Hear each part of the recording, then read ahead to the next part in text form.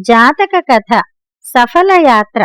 ఒకప్పుడు బోధిసత్వుడు కాశీనగరంలోని ఒక వర్తక కుటుంబంలో జన్మించాడు. అతడు 500 బండ్లపై సరుకు వేసుకుని దేశాంతరం పోయి వర్తకం సాగించేవాడు. ఆ పట్టణంలోనే మరి ఒక వర్తకుడు ఉన్నాడు. అతడు యోచనాపరుడు కాడు సరికదా, పైగా దురుద్దేశాలు కలవాడు. ఒక రోజున బోధిసత్వుడు ప్రయాణానికి బళ్ళు సిద్ధం చేసుకుందాం అనుకునేటంతలో రెండవ వర్తకుడు బయలుదేరుతానన్నాడు. అప్పుడు బోధిసత్వుడు అతడితో, మిత్రమా, నీ బళ్ళు నా బళ్ళు ఒక్కసారిగా బయలుదేరితే దారి పట్టక ఇబ్బంది కలగవచ్చు. అందువల్ల ఒకళ్ళ తర్వాత ఒకళ్ళం పోయి రావటమే మంచిది. ముందు నువ్వు బయలుదేరుతావా, నన్ను సాగమన్నావా? నీ వీలు చొప్పునే చెప్పు అన్నాడు. వర్తకుడు తనలో తాను, ముందుగా పోతే నా మనుష్యులకు నవనవలాడే కూరలు దొరుకుతాయి, పశువులకు పట్టుకుచ్చు వంటి పచ్చగడ్డి దొరుకుతుంది, స్వచ్ఛమైన తేటనీరు లభిస్తుంది. ఏ దేశం వెళ్ళినా నా సరుకులకు ఇష్టం వచ్చిన ధర అడగవచ్చు. చూడగా ముందు వెళ్లడమే లాభమనిపిస్తున్నది అని అనుకున్నాడు. బోధిసత్వుడు ఆలోచించాడు. ఎప్పటికైనా ఒకళ్ళు తొక్కిన దారిన పోవడమే సులువు. ఒకసారి పశువులు మేసిన చోట పచ్చిగడ్డి మళ్లీ చిగురుపట్టి రెండింతలుగా మొలకలెత్తుతుంది. కూరగాయలు అంతే. నీటి వసతి లేని చోట ముందుగా వెళ్లిన వాళ్లు నీళ్ల కోసం బావులు తీస్తారు. అవే మనకు ఉపకరిస్తాయి. పోతే కాని చోట్లకు పోయి వర్తకంలో బేరాలాడడం తగని పని. మొదట వెళ్లిన వాళ్లు ధరవర్లు నిర్ణయించే ఉంటారు కనుక వెనక వాళ్లకు ఆ సాధక బాధకాలన్నీ తప్పిపోతాయి అని తలిచి తాను వెనకనే బయలుదేరుతానన్నాడు. చేరవలసిన ప్రాంతం 60 యోజనాల దూరం. మధ్య ఒక పెద్ద ఎడారి. సరిపడ తినుబండారాలు, పీపాల నిండా మంచినీళ్లు జాగ్రత్త పెట్టారు.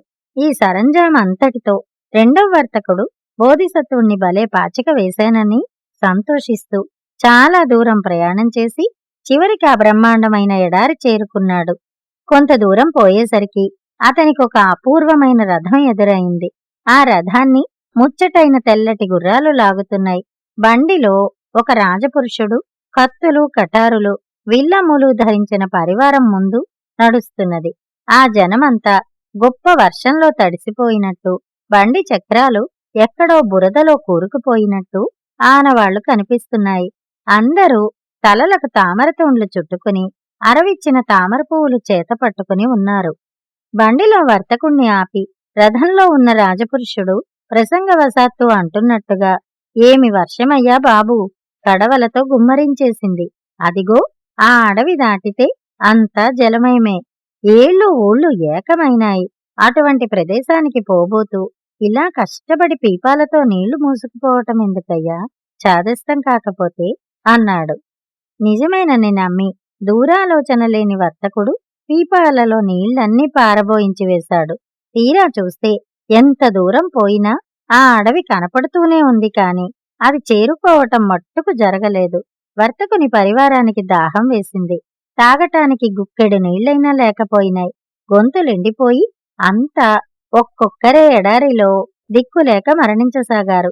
అలా మరణించిన జనాన్ని రాజపురుష రూపంలోనూ పరివార రూపంలోనూ వచ్చిన భూతాలు ఆహారంగా చేసుకున్నాయి. క్రమంగా దప్పిక బాధ వల్ల మనుషులలాగే ఎడ్లు సోలిపోయినాయి. వాటిని ఆ భూతాలు బలిగొన్నాయి. అక్కడ అస్థిపంజరాల పోగులు పడినాయి. బళ్లలో సామాను మాత్రం అలాగే ఉండిపోయింది. ఇది జరిగిన కొన్ని రోజుల తర్వాత బోధిసత్వుడు కూడా అదే తోవను బయలుదేరాడు. అతడు సరిపడిన తినుబండారాలు, పీపాల నిండా నీళ్లు నింపుకుని ప్రయాణమయ్యాడు. బళ్ళు ఎడారి వరకు వచ్చేసరికి బోధిసత్వుడు పరివారంతో, నాతో చెప్పకుండా ఎవళ్ళు ఒక్క చుక్కైనా నీళ్లు పారబోయకూడదు. ఇక్కడ ఉన్నవన్నీ విష వృక్షాలు. నన్నడగకుండా వాటి నుండి ఒక్క ఆకైనా తుంపవద్దు అని హెచ్చరిక చేశాడు. తీరా ఎడారి మధ్యకు వెళ్లగా మునుపటిలాగానే అపూర్వమైన రథంలో రాజపురుషుడు పరివారంతో సహా ఎదురు వచ్చాడు. వాళ్ల వేషాలు చూడగానే బోధిసత్వుడు సంగతి గ్రహించి వేశాడు. ఇదివరకులాగానే రాజపురుషుడు నీళ్ల పీపాలు చూచి వేళాకోళం చేశాడు. అప్పుడు బోధిసత్వుడు, కొత్త నీరు ముందు కనిపించనివ్వని నిలవనీరు పారబోయడం ఎంతసేపు అన్నాడు. ఇక రాజపురుషుడు చేసేది లేక జారుకున్నాడు. అయితే అతడు చెప్పిన మాటలు బళ్లవాళ్లలో కొంతమందికి నమ్మకం తోచి పీపాల నీళ్లు పారబోయడానికి సిద్ధపడ్డారు. అప్పుడు బోధిసత్వుడు వాళ్లతో, ఎడారిలో నీటి వస్తి ఉన్నట్టు ఎప్పుడైనా మీరు విని ఉన్నారా? మీలో ఒక్కళ్ళకైనా చల్లటి వర్షపు గాలి ఒంటికి తగిలిందా?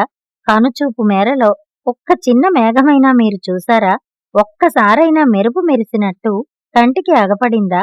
ఆ పెద్ద మనిషి చెప్పినట్టు ప్రదేశమంతటా గొప్పగా వర్షించిందనే అనుకుందాం. ఉరుములు యోజనాల దూరం వినపడతాయి కదా! మీ చెవులకు ఒక్క ఉరుమైనా వినపడిందా? అని ఇలా ప్రశ్నలు వేసేసరికి సమాధానం చెప్పలేక వాళ్ళు తెల్లబోయారు. ఇక మారు మాటాడలేదు. అప్పుడు బోధిసత్వుడు, చూడండి, వాళ్ళు నిజమైన మనుష్యులు కాదు, మానవాకృతి దాల్చిన భూతాలు. వాళ్ళ మాటలు విని మనం నీళ్లు పారబోసుకుని కూర్చుంటే తర్వాత దాహం వేసినప్పుడు గుక్కెడు నీళ్లైనా ఉండవే. దప్పి వల్ల మనం మరణిస్తే మింగేయవచ్చునని వాళ్ళ ఉద్దేశం. తెలిసిందా? కనుక ఒక్క చుక్కైనా నీళ్లు పోనీయకండి అని మళ్లీ హెచ్చరించాడు. అతను పరివారము కొంత దూరం సాగేసరికల్లా రెండవ వర్తకుని 500 బళ్ళు, వాటి నిండా సామానులు కనిపించినాయి.